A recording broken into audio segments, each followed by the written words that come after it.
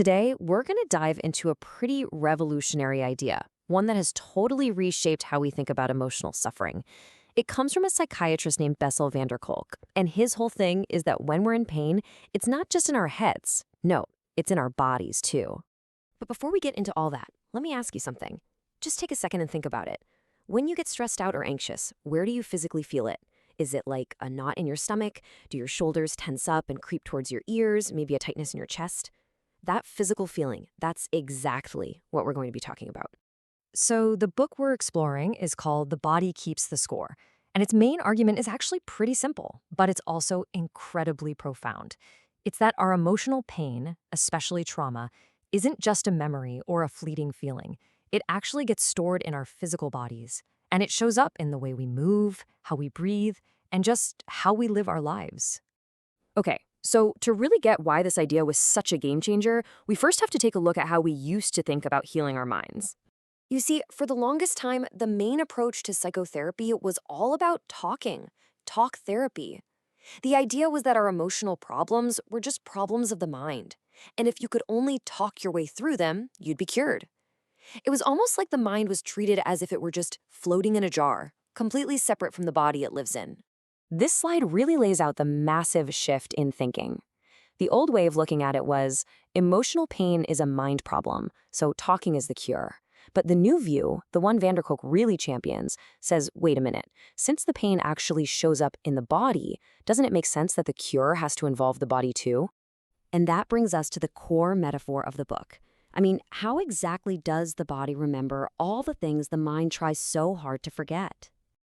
This quote from van der Kolk himself just gets right to the heart of it. He wants us to picture the body as this living record, right? A score sheet that keeps a running tally of our entire emotional history, whether we're consciously thinking about it or not. And what does that scorecard actually look like in day-to-day life? Well, it's not some abstract concept. It's right there in the slump of your shoulders, the shallow way you breathe, your restless nights, those stomach issues, or that nagging tension in your neck that never seems to go away. These aren't just random aches, they're clues. To make this crystal clear, let's walk through a specific example. Picture a child who grows up in a home with a parent who's prone to these terrifying fits of rage. Now, what's so fascinating here is how the mind and the body's coping strategies just completely mirror each other. So mentally, the child learns to be meek, to suppress their own anger, just to survive. But look at what the body does. It learns to be frozen, to be incredibly still. It even develops a resistance to big, powerful movements like running, because deep down, it learned to associate that kind of life force, that vitality, with extreme danger. And the end result of all this is what he calls a fear of one's own vitality. It's profound.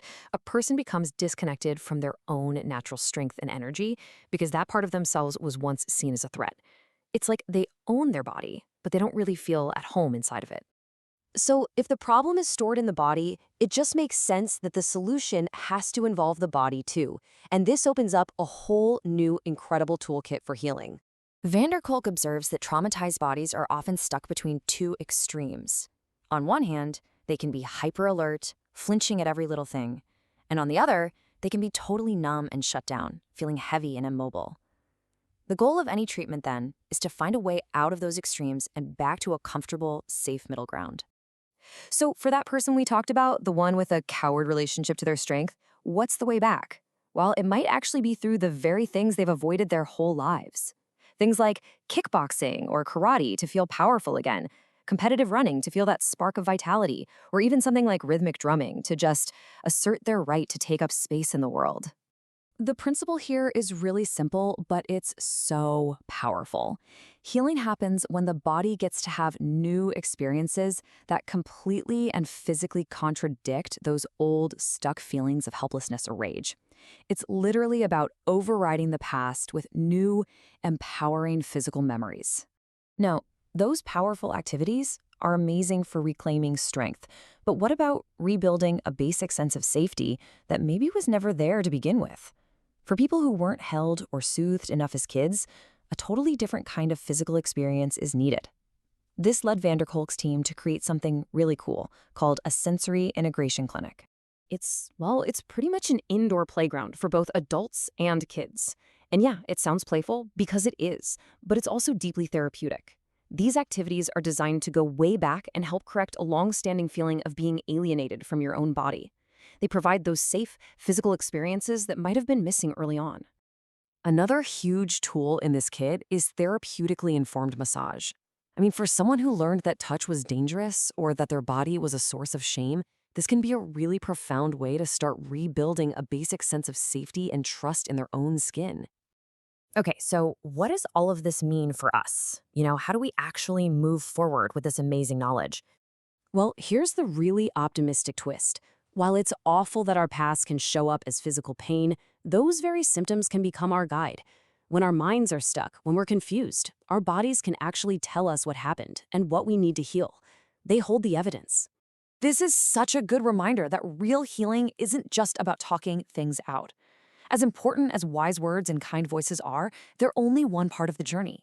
To feel truly whole, healing has to include the body, through movement and through safe, reassuring touch.